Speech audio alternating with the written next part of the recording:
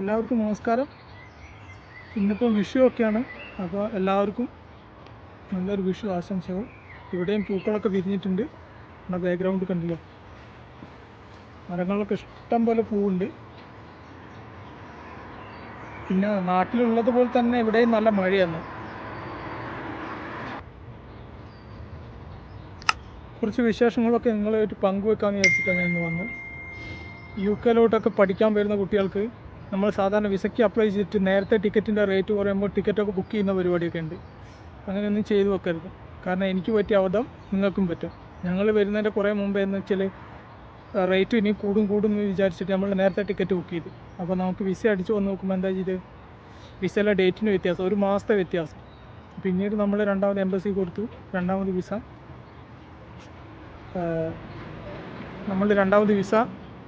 പുതുക്കാൻ കൊടുക്കുകയും ചെയ്തു. അപ്പോൾ അവർ ആദ്യത്തെ വിസ ക്യാൻസൽ ചെയ്തു, നമുക്ക് രണ്ടാമത് വിസ അടിച്ചു കിട്ടി. അപ്പോഴേക്കും എന്താണെന്ന് വെച്ചാൽ ആദ്യത്തെ ടിക്കറ്റ് നമുക്ക് വരാൻ പറ്റിയില്ല. നമുക്കറിയാലോ, ടിക്കറ്റൊക്കെ ക്യാൻസലായി കഴിഞ്ഞാൽ ഫുൾ പൈസ ഒന്നും തിരിച്ചു കിട്ടില്ല. അപ്പോൾ നിങ്ങളാരും വരുന്നവർ നേരത്തെ ടിക്കറ്റ് ബുക്ക് ചെയ്യരുത്. വിസ കൈ കിട്ടിയിട്ട് അടുത്ത ഡേറ്റിന് ടിക്കറ്റ് ബുക്ക് ചെയ്യാം. പിന്നത്തെ കാര്യം എന്ന് വെച്ചാൽ ഇവിടെ വന്നിട്ട് പാർട്ട് ടൈമൊക്കെ ജോലി ചെയ്യാം. നിങ്ങളുടെ വിസയിൽ പാർട്ട് ടൈം ജോലി ചെയ്യാമെന്നുള്ള അടിച്ച് കിട്ടുന്ന സ്റ്റുഡൻറ്റ് വിസയൊക്കെ ആണെങ്കിൽ പാർട്ട് ടൈം ജോലി ചെയ്യാം. 8 പൗണ്ട് വരെ 800 രൂപ വരെ ഒരു മണിക്കൂറിന് കിട്ടും. 800 രൂപ വരെ ഒരു മണിക്കൂറിന് കിട്ടും.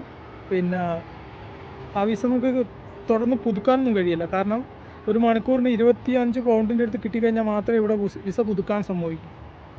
അപ്പോൾ ആ റേറ്റൊന്നും നമുക്ക് സ്റ്റുഡൻറ്റ് വിസയിലൊന്നും വന്നു കഴിഞ്ഞാൽ നമുക്ക് കിട്ടില്ല.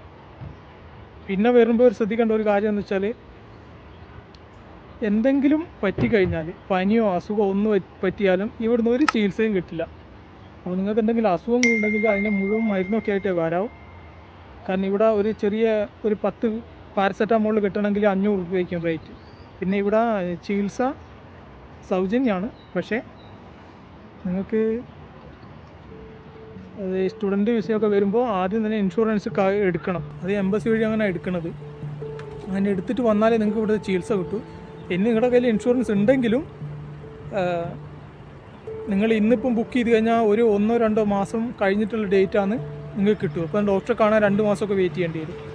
അല്ലെങ്കിൽ പെട്ടെന്ന് ആക്സിഡൻറ്റ് കേസൊക്കെ ആണെങ്കിൽ ആംബുലൻസ് വഴിയൊക്കെ പോവുകയാണെങ്കിൽ അന്ന് ട്രീറ്റ് ചെയ്യും. അല്ലെങ്കിൽ നിങ്ങൾക്ക് എന്ത് കാണിച്ചാലും ഇവിടുന്ന് ചികിത്സ കിട്ടില്ല. ഇവിടെ സാധാരണഗതിയിൽ ഇവിടുന്ന് എന്തെങ്കിലും അസുഖമുള്ളവർ ഇവിടെ വന്നിട്ട് പിന്നെ അവർ നാട്ടിൽ പോയിട്ട് ചികിത്സിച്ചിട്ട് തിരിച്ചിങ്ങോട്ട് വരികയൊക്കെയാണ് ചെയ്യുന്നത്. അതുകൊണ്ട് നിങ്ങൾക്ക് അത്യാവശ്യത്തിലുള്ള മരുന്നൊക്കെ ആയിട്ട് വരാം. പിന്നെ ഇവിടുന്ന് ചികിത്സ കിട്ടുമെന്ന് വിചാരിച്ചിട്ടൊന്നും ആരും ഓടിപ്പോഞ്ഞ് വരണ്ട. എനിക്ക് പറ്റിയ അബദ്ധമാണ്. ഇവിടെ കരയിലൊക്കെ നമുക്ക് ഇഷ്ടംപോലെ മരുന്നൊക്കെ കിട്ടുമെന്ന് വിചാരിച്ചിട്ട് അധികം മരുന്നുകളൊന്നും കൊണ്ടുവന്നില്ല. ഇവിടെ വന്ന് ജലദോഷം പനിയൊക്കെ പിടിച്ചു. അപ്പോൾ ഉണ്ടായിരുന്ന പാരസെറ്റാമോൾ തീർന്നു. അവസാനം ഇവിടുന്ന് പുറത്തുനിന്ന് പാരസെറ്റാമോൾ വാങ്ങിച്ച് ചെറിയ അസുഖങ്ങൾക്കൊക്കെ മരുന്നൊക്കെ അങ്ങനെ വാങ്ങിക്കാൻ പറ്റും. ഭയങ്കര റേറ്റാണെന്നേ ഉള്ളൂ.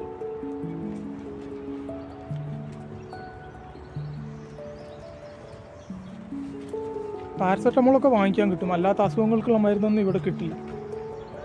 പിന്നെ ഓൺലൈൻ രജിസ്റ്റർ ചെയ്യണം, എന്നാലേ നടക്കും. പിന്നെ സ്റ്റുഡൻ്റായിട്ട് വരുന്നവരൊക്കെ ഇവിടെ ക്രൈം നല്ല ഇഷ്ടം പോലെയുണ്ട്. നമ്മുടെ ഇവിടെ തന്നെ അടുത്തൊരു പയ്യൻ ഇങ്ങനെ ഇവിടെ സ്റ്റുഡൻ്റായിട്ട് വന്നാൽ പാർട്ട് ടൈം ജോലി ചെയ്യാൻ അവൻ ഇവിടുന്ന് ജോലിയൊക്കെ കഴിഞ്ഞിട്ട് റൂമിലോട്ട് പോകുമായിരുന്നു. ട്രെയിനിനായിരുന്നു പോയിക്കൊണ്ടിരുന്നു. അപ്പോൾ അവിടെ കുറേ ലോക്കൽ കുട്ടികളുണ്ടായിരുന്നു. അവർ ഇവനോട് നമ്മളെ ഇയർഫോണില്ലേ, അവൻ ചെവിയിൽ വെക്കണ ഇയർഫോൺ ചോദിച്ചു. അവനെന്ത് വിളിച്ചത്, ആദ്യം കൊടുത്തില്ല. പിന്നെ അവൻ കൊടുത്തേച്ചു പ്രശ്നമാണെന്ന് തോന്നിക്കഴിഞ്ഞാൽ. അങ്ങനെ കൊടുത്ത് അവനിറങ്ങുന്ന അതേ സ്ഥലത്ത് തന്നെ മറ്റേ പിള്ളേരും ഇറങ്ങി. അവരെല്ലാം കൂടി ഇവനെ ആക്രമിച്ച് വായിൽ മൂക്കിൻ്റെ പാലൊക്കെ ഒടിഞ്ഞുപോയി. പല്ലൊന്നുമില്ല. അങ്ങനെ കുറച്ച് അപകടങ്ങളൊക്കെ ഉണ്ടായിട്ടുണ്ട്. ഇവിടെ ഒരു ടൈം വരുന്ന ഞങ്ങളോട് തന്നെ പറഞ്ഞിട്ടുണ്ട്, ഇവിടെ നിന്ന് നിങ്ങൾ കോളേജ് വിട്ട് കഴിഞ്ഞാലോ അല്ലെങ്കിൽ സമയമില്ലാത്ത സമയത്തൊന്നും പുറത്തിറങ്ങാൻ പാടില്ല, നേരെ റൂമിൽ പോവുക. പിന്നെ കൂട്ടും കൂടി നടക്കുക. ഒറ്റയ്ക്ക് നടന്നു കഴിഞ്ഞാൽ ആരെ എപ്പോൾ പണി കിട്ടുകയെന്ന് പറയാൻ പറ്റില്ല.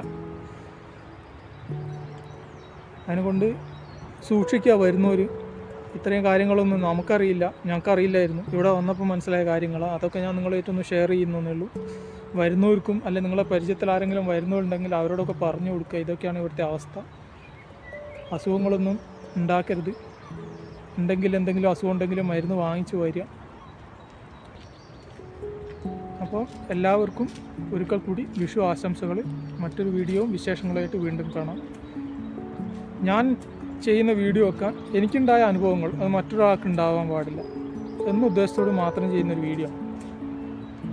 കാരണം നമ്മൾ അറിയാണ്ട് ഓരോരുത്തർ പോയി പെട്ടുപോകും, എന്നിട്ട് നമ്മുടെ കയ്യിൽ നിന്ന് കുറേ പൈസ പോകും, അല്ലെങ്കിൽ നമുക്ക് ഒരുപാട് ബുദ്ധിമുട്ടുണ്ടാവും.